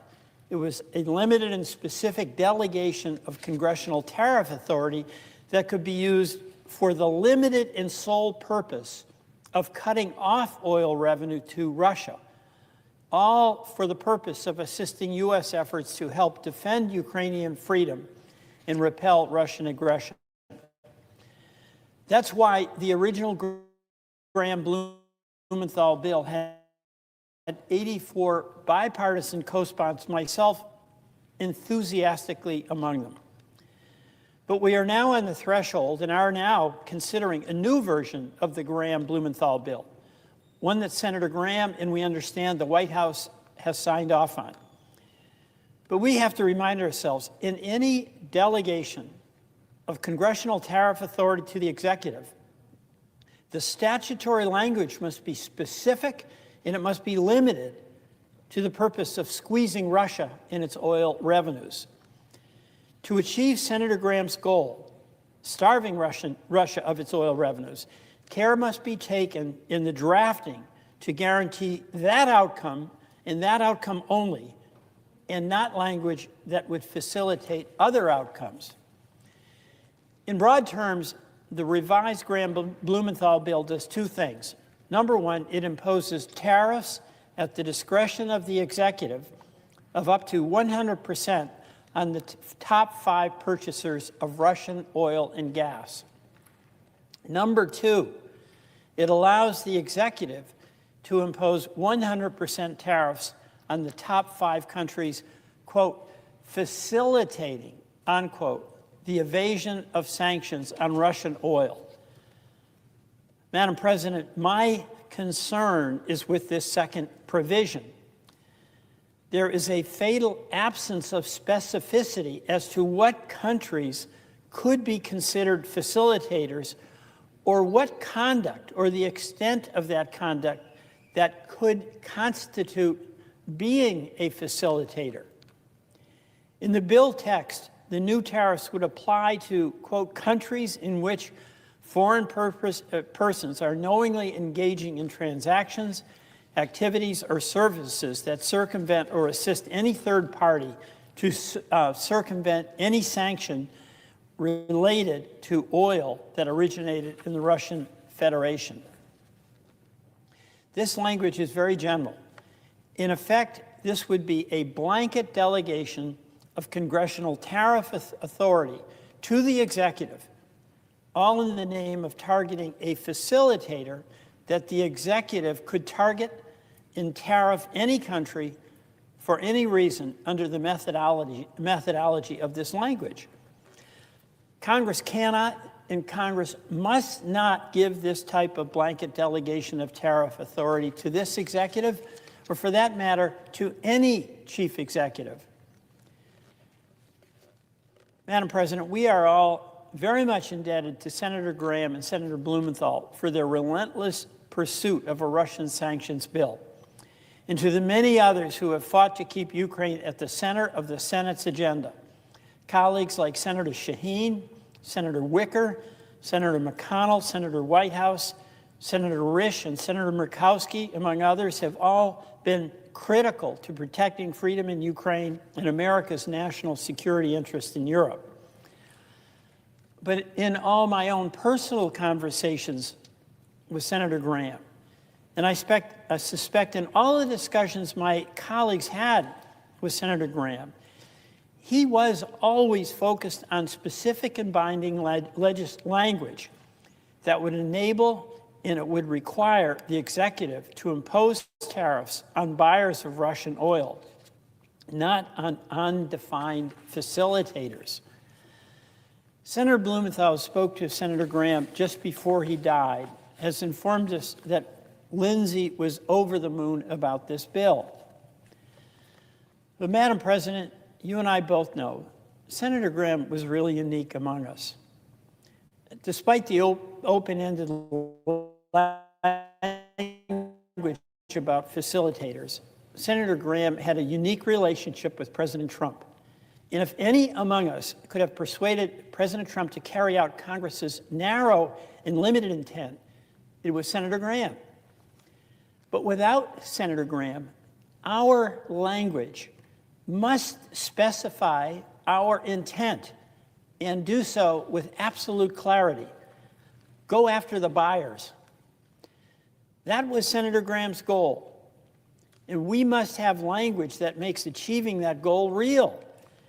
That is why when we take up the Graham-Blumenthal bill, I will offer an amendment to strike the overly vague delegation of tariff authorities to also target, quote, facilitators of sanctions evasions. As currently written, the facilitator provision enables the executive with full congressional authorization to impose any tariffs on any country for any reason, so long as the executive labels the tariff country a facilitator. If we delete the facilitator provision, as I propose, we do achieve Senator Graham's goal without his bill being used for any other purposes. In doing so, the bill will retain the original tariff authority that only targets buyers of Russian oil. Madam President, Senator Graham and many of us, myself included, agreed about maximizing the imperative of sanctions and tariff tools to hurt Putin and stop his aggression against Ukrainian civilians. And I hope we can honor Senator Graham by quickly coming together to pass a bipartisan bill that will specifically and effectively target the companies and countries that are buying the oil that Putin is using to pay for the missiles and the bombs that are raining down on the innocent people of Ukraine. Madam President, I yield.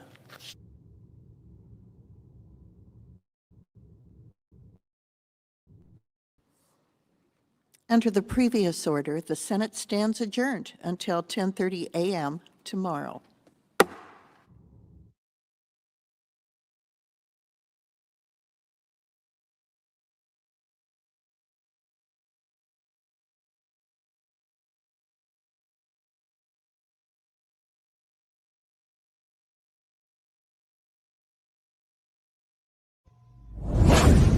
Enjoy more of our videos on the Community Advocate Network channel, and don't forget to like, share, and subscribe.